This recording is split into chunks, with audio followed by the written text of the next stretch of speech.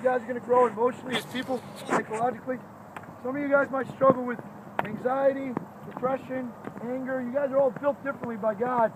And so there's different things you guys will struggle with as individuals.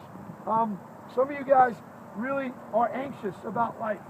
Some of you guys get down and sad about life. And then some of you guys just kind of get mad and you're kind of intense and angry. We're all built differently by God. And those three things I just mentioned, you have a tendency to go that way based on your personality. And so you're just different. Some of you guys are more in your head. Some of you guys are heart guys. And some of you guys are gut guys. Jason Carlson and I, we're guts. We react to life. Some of you guys are head guys. You think more about life. And some of you guys are heart guys. You just really feel deeply. And things really sometimes hurt you deeply. So this journey that you're on is a journey with God. It's not an event. It's a journey. The cool thing is today is another part of your journey. You guys don't always, I don't know how often you go to church or if you go to youth group or whatever you do in school, if you go to Cardinal Newman or you go to a Christian school or a public school. I don't know how often you guys think about your spiritual life, but I really want you to think about your spiritual life as much as you can. Because if you neglect that, we were talking yesterday in my huddle, you would never go without feeding your body, right? Always feed your body. What does your body need? It needs food to grow and to get big, right, Nate? And so, as you eat and you grow, same thing with your spiritual life. You got to feed your spiritual life. In some ways you can feed it is by doing this stuff. Really thinking about why you're here, why you were created. Do you guys know you're all created for a purpose? That there's something you were created for that you need to do that no one else is going to do. You need to do it. God created you special. He created you for a purpose. If you neglect that purpose, if you slack and just kind of coast through life, it costs everybody else. When you coast, it costs other people. Don't ever forget that. When you coast, it costs me. When I coast, it costs you. So I want to be an excellent man, and I want you guys to be excellent men too. But you're created for a purpose, and that's awesome. That should make you smile. That should make you happy. To know no matter how you feel about yourself, you're created for a purpose. And you're going to plug into this journey someplace. Remember yesterday we talked about the world is damaged by evil. Remember? We talked about it being broken and damaged. We talked about things in the world that are broken and damaged. We talked about our relationship with God gets damaged. We talked about our relationship with each other gets damaged. Sometimes you guys don't feel like you connect with your parents. And you're just like, wow, I wish I did. It's all damaged by evil. Sometimes we're just so selfish and we're thinking about ourselves. Sometimes you guys treat your brothers and sisters the way you shouldn't treat them. Sometimes you disrespect your parents. And that's not okay. It's not okay for you to disrespect your parents. You guys are put on this earth to honor your parents. Now, if they tell you to jump off a building or go shoot somebody, I tell you to say no. The reality is you guys are here, you need to honor and respect your parents. So the world's been damaged by evil. But remember here, we said originally it was good.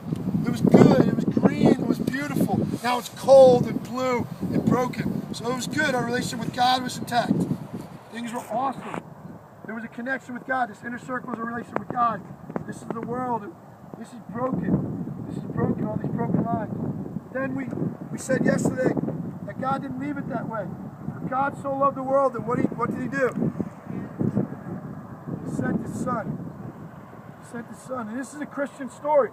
And I'm not sure where you're at in your Christian story. Maybe you guys come from other faith backgrounds. But the Christian worldview is that God, into this damaged, evil world, he sent his son. His son came down to earth.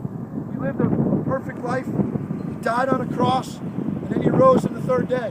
That's the Christian story. The thing is we're invited to be a part of that journey. But there's something you got to do. There's a decision you got to make. You got to come to a point in your life where you're like, yeah, that's me. Not mom and dad. That's me. I want that. I want to follow Christ. You know, in the Bible, it talks a lot of people hanging around Christ, hanging around him on the outside.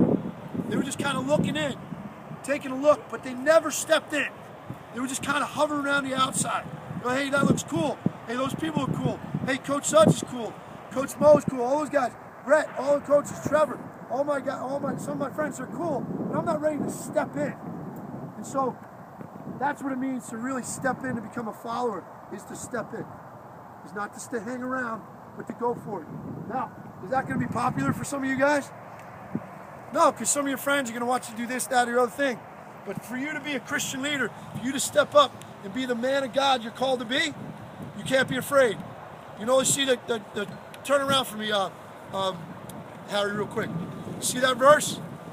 Haven't I commanded you, be strong and courageous? Do not be afraid or discouraged, for the Lord your God is with you wherever you go. I believe that, guys. Thanks, man. I believe that. And you can live that out. You know, that was a great monologue, dude. You're awesome. Looks good. So, here you go. You have this relationship with God. God invites you to it. I'm inviting you to this relationship if you don't have it. And if you feel like you got one foot in, one foot out, go for it, guys. Don't be shy. Be courageous. Be strong. So, we got this here. And then finally, we know, I told you yesterday, that the world is still damaged. But your relationship with God can be just like it is here. So the thing is now, you guys, although this world is damaged, we're sent together in a healed relationship with God that we're working on. You're never perfect, are you? No, we're never perfect, guys. We still make mistakes. We're sent together here. It's all about this. It's all about me, what I can get, what I can do. I want you to make mistakes. We're going to get to it. We'll talk about it a little bit more. But you're sent together to heal with your brothers, your sisters. You're sent to heal the world. So this was originally good. It was damaged by evil. It was restored by Christ for better. And now we're sent together to heal. See that movement? So my question to you, I want you to think about it just for a second. Then we're done. We're going to suit up and go stretch and play a little lacrosse. Where are you? Where are you? Where are you in this picture? Well, no one's going to say you're here. That's La La Land. That's like Disney World. But Disney World's full of sin too, I think. It's kind of a little messed up. But you're not there. You know the world's not like that. That's the original design. Now, the fact that you guys long for something like that means we're going back to it. Hopefully, someday, we'll return to this place. Are you here? You're still broken. Your relationship with God is broken. It's all about you. You're living in this world. You're hanging out with people who you're like, wow, I'm not so sure I should hang out with these folks. You can still hang out with people and be their friends, but you don't have to do what they do. You gotta be careful who you associate with, guys. Are you here? Have you started a relationship with Christ? Are you growing? Are you here? Where you're really like, wow, I want to be a leader for God. I want to be the best I can be for God. Now, some of you guys might say I'm here. Some of you guys might say I'm here. Some might say I'm here, but I'm really not doing anything with my faith. Some of you guys might say, hey, I'm here, coach. I'm here. And you know what? I love the story you just told, but I'm not here yet. But man, I'd love for someone to help me get here because I'm not here. And then some of you guys are here and you just sit, but you're really not moving out. You're not being strong in your relationship with God, and it can be better. So just ponder that today. Maybe we'll hit that in our huddles a little bit. But you guys are my brothers, man.